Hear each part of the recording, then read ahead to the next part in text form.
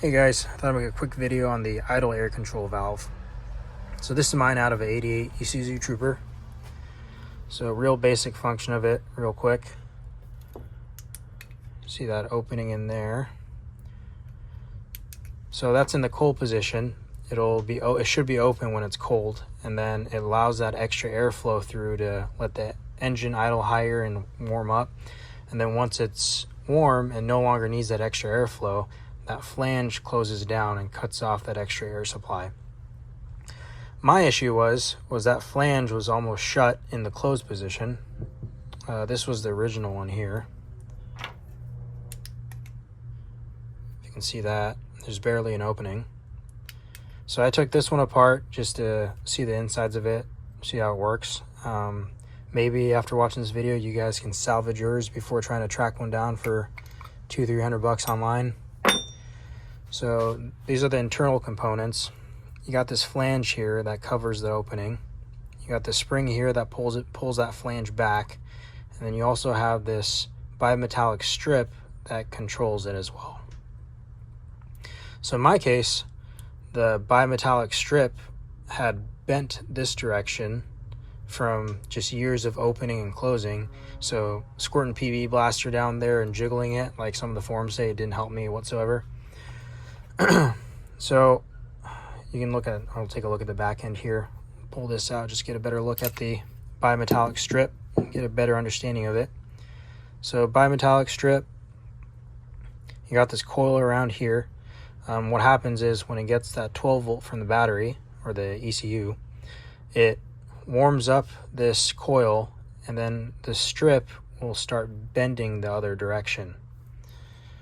I'm going to put this back in here.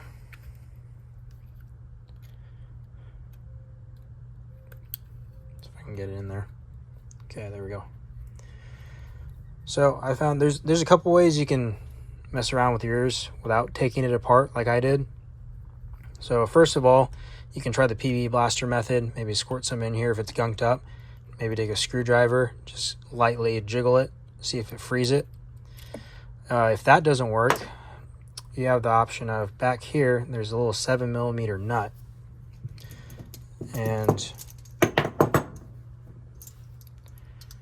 loosen that. If I can get it on there. There we go.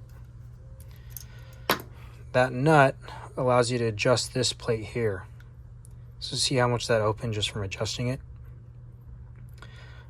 So say you loosen the nut, you can go in with a screwdriver from the other end like you would if you didn't take it apart.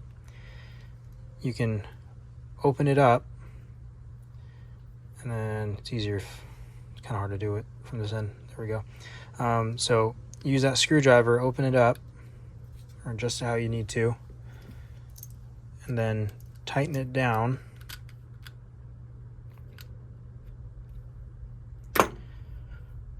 See how it's open again?